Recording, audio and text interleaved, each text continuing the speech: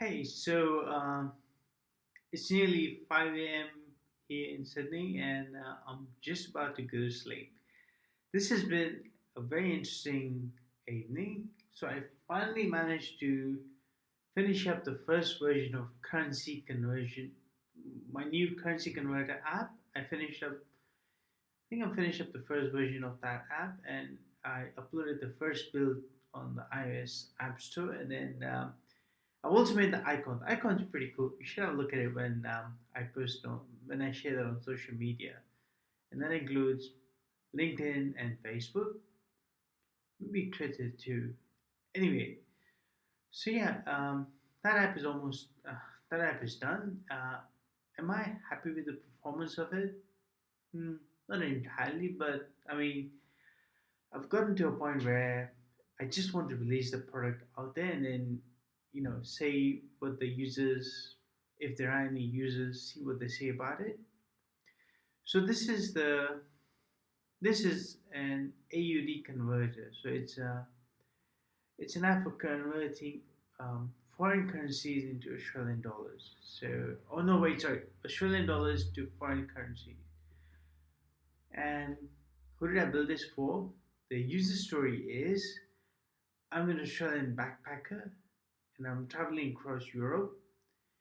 And at any given point, I need to be able to know how much how much foreign currency would I get in Australian dollars.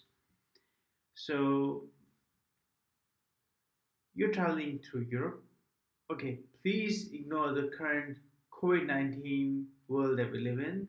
So this is like the hypothetical scenario where you can travel the world, and this is about an Australian backpacker or an Australian traveler traveling across Europe, or it could be anywhere really.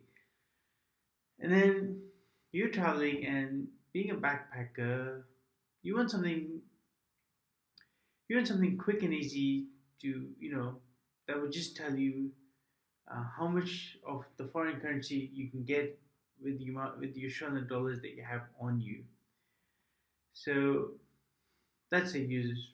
That's the that's a that's a theory that's just behind this product, uh, and so it would just be so ideally it would be someone a person like this who's traveling and most likely stressed about stress no not stress most likely lost in the moment of being outdoors and being in new surroundings and being overwhelmed, fascinated, etc., etc. So yeah, this person would want something really simple and something really quick, and so this is pretty much what this app is. Where you enter the Australian dollars, and then you can just flick through the currencies, the list of currencies, list of foreign currencies that you see, and then on the right side of where you entered your value, it would tell you how much of the foreign currency would you get. So the core of this app,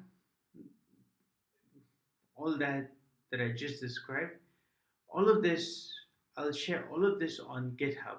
So the entire thing will be open source.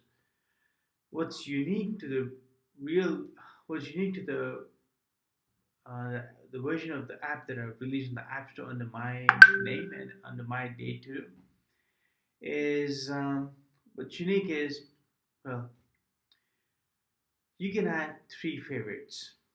So you can add three favorite currencies. So you can have things like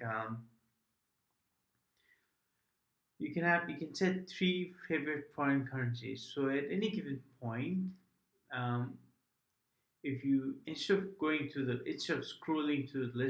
list of currency, you can just press the favorite button. So you can set up to three favorites, and you can just press that button, and it will show you what the value is in that, what the value is, how much you get in that foreign currency for those Australian for the amount of Australian dollars. Okay, my speech would be a little bit slurry, would be a bit slurred right now because I've had a long day. I'm kind of tired, so yeah, please excuse me for that. Anyway, so what took a little bit longer? I mean, I had gotten basically what I just described, like favorites and all that.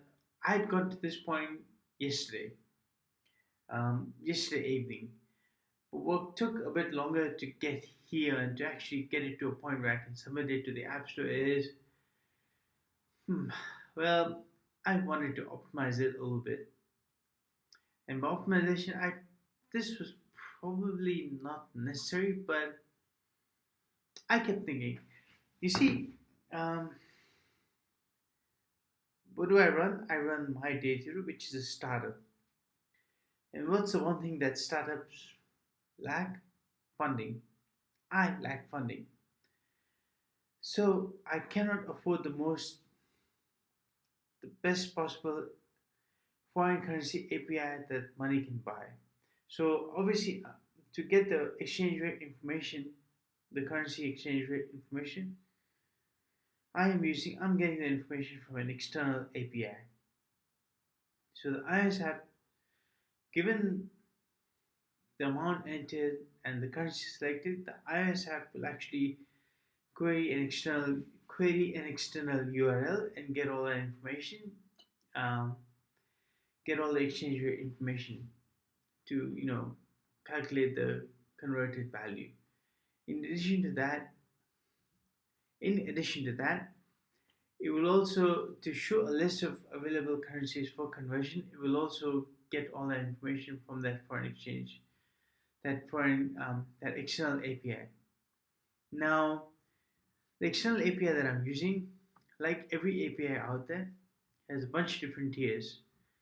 One of them is free, the other one is paid, the other one is like permanently free with, and so on and so forth. So there's a bunch of different tiers. It's a bunch, and what this means is a bunch of different URLs, and so obviously I can't afford the most expensive thing, as I just said before. So, but what I can do is I can actually try a few different endpoints. So this particular API that I'm using, actually, let me find out what it's called. It's called, there you go. It's called exchangerate-api.com. So I'm using a few of its URLs, and what I'm doing with that is I'm actually using the paid tier and the free tier and the permanently free tier. So no wait, sorry. The paid tier with limitations for a few paid tier with a few limited requests with a good frequency of updating the exchange rate information. So it updates every 60 minutes or something like that. Exchange rate information is extremely volatile. It keeps changing very often. So I'm using that. Then some other things is like things like then they have some other options. Things like it doesn't update very often. It updates once a day or something like that. So I'm using a combination of all of this. So what I've done is I've I spent the day today establishing. It was a really cool problem. Was it absolutely necessary? I'm actually not sure, but it was a really really fun problem to solve. What I've done is I've built an asynchronous processing queue. Okay, it sounds really fancy, but what it is, it's not that. It's really not that complicated. So I pipeline each request. Um, Still not using the right words. So okay, how about this? So you know a queue, right? What's a queue? A queue is something like a the first the first the first item or the first person in the queue is served before the next person. So the last one to enter the queue is the last one to be served. So this queue that I've built this queue that I built was it's really queue is a fundamental it's a computer science data structure. So what I built today was it's just so as I mentioned we have that API that I'm using provides a bunch of different URLs, provides a bunch of different endpoints. So I queue it. The queue holds something. The queue holds what the queue does is it holds like we start with the most reliable the most reliable or the endpoint with the most accurate data, and which has the least, which has the lowest, um, which can expire really quickly, which has the highest expiration time. So we can be done with that really quickly. So if you have like, a, say we I always budget my apps. I always build my apps so that there's 100,000 people using it. I know. I live in a dream world, but that's how I always build it. I build it for I build it so that it's extremely fault tolerant, and really secure. That's what I always plan for. I know there's not there won't be that many people using this product. I mean, 10 people maximum, well, 100 to 200 maximum, and in a really good scenario. If 100 or 200 people use it, I'd be really happy. I'd buy you coffee. I'm really tired right now. Anyway, coffee, beer, whatever works for you. But we can't do that right now. I'll buy you virtual beer or virtual coffee because this is the COVID-19 world. That's the world we live in. Anyway, so yeah, what this queue does is it actually prioritizes. So we start off with the high. We start with the endpoint that will give us the most accurate. Which will give us the most accurate information. Um, but it's also something that has that's likely to expire very quickly. So we start with that. If that doesn't work, that's okay. We process the next item in the queue, which will be less accurate but has slightly more expiration, like a broader expiration time, and so on and so forth until we get to the least up to date data versus the maximum expiry date. So we just go. That's how we for every request. Every time a user wants to get some sort of every time the user wants to get exchange information, we start with we take the user request and put that in a queue, put that through a queue, and then we go through the queue until we get the data that the user wants. So the priority here, my priority, as with all my apps, is the user is extremely important.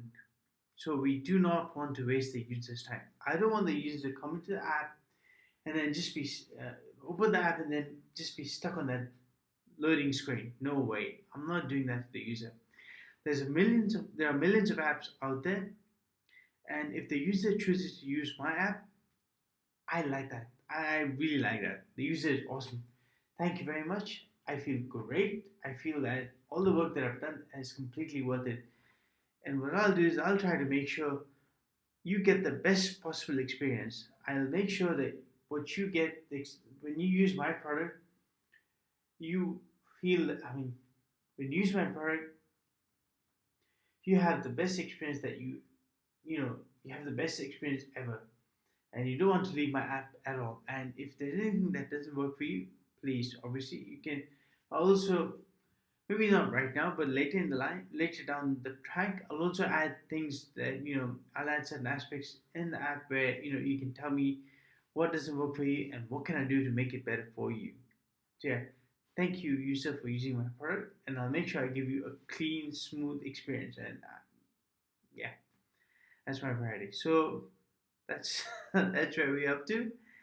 And so yeah, tomorrow I should be able to submit this app um, for review at the App Store, and also need to come up with a bunch of keywords, App Store keywords, and write an App Store description. I am not looking forward to that part. App Store description, no.